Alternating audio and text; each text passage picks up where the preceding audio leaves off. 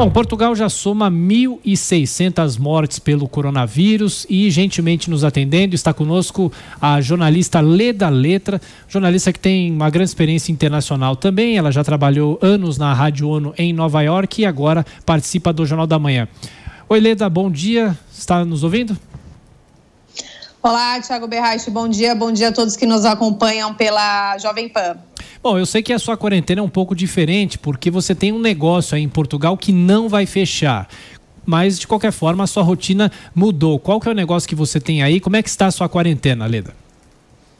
Pois é, Thiago, nós começamos a quarentena há mais ou menos uma semana, desde quando a escola da minha filha resolveu fechar as portas aqui em Portugal. Isso, na sequência, o governo também decidiu que todas as escolas públicas deveriam ser fechadas.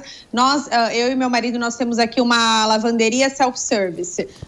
E na quarta-feira passada resolvemos fechar as portas, porque nós estávamos à espera do governo decretar o estado de emergência, o que aconteceu na própria quarta-feira à noite, e depois ficamos esperando conhecer as medidas do governo, né? Que o governo, depois de decretar o estado de emergência, soltou uma lista de medidas falando o que o cidadão pode fazer ou não pode fazer, quais estabelecimentos podem estar abertos e quais podem estar fechados.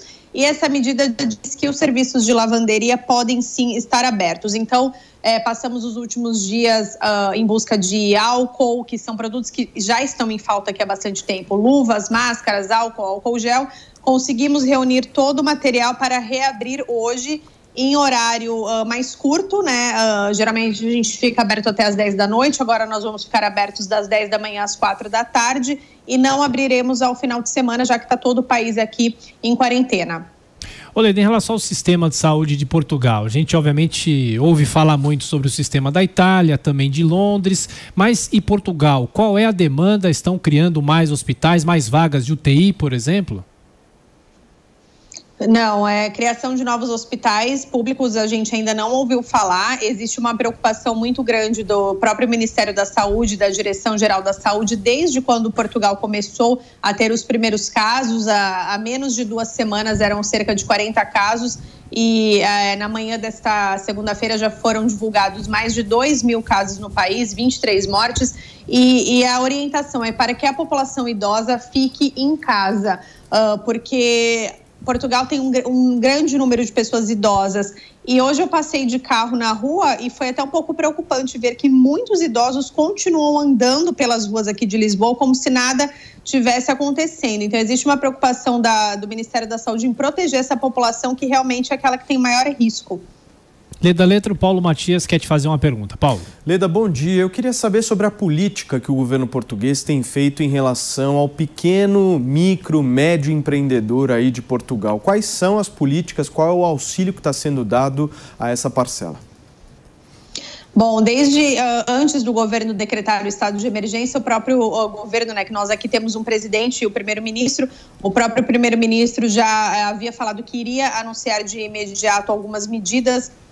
E isso realmente foi feito. Portugal é um país que depende muito do turismo. O turismo agora é praticamente inexistente neste momento e o governo anunciou uma série de medidas para os empresários, como, por exemplo, o empresário que tem o funcionário em casa, ele deve pagar pelo menos 66% do salário. A segurança social, eles vão descontar 1/3 do valor da segurança social a partir do mês de abril. Isso vai valer para os próximos 3 meses. O governo também está fornecendo empréstimos. Isso é bem importante a gente frisar, porque quando o governo anunciou as medidas no final da última semana, né, falando em valores, que os empresários podem pedir esse auxílio financeiro, até o pessoal dos órgãos de comunicação aqui deixaram bem claro, se tratam de empréstimos, não é que o governo está dando dinheiro para os empresários, são empréstimos que as pessoas podem fazer. Outra medida também é que as pessoas, tanto os donos dos estabelecimentos comerciais ou até mesmo quem tem hipotecas pessoais,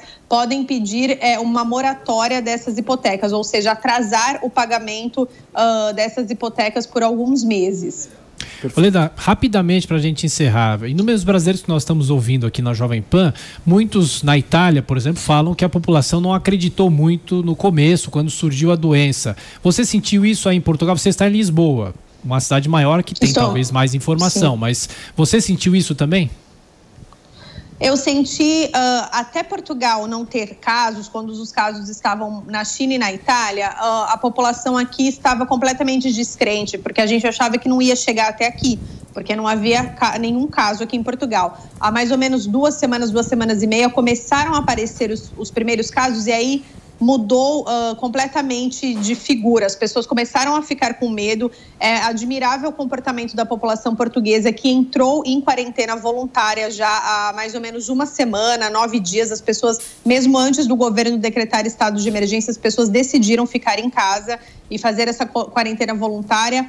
E agora nós vemos as pessoas mais indo à farmácia, ao supermercado, enfim, tentando fazer, ter acesso àqueles serviços essenciais na vida de qualquer um, mas acho que até o próprio presidente do país, Marcelo Rebelo de Souza, elogiou a atitude da população que decidiu fazer uma quarentena voluntária mesmo antes do governo tomar qualquer iniciativa nesse sentido.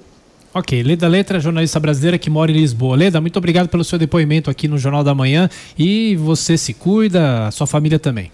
Obrigado. Muito obrigada, Thiago, um abraço.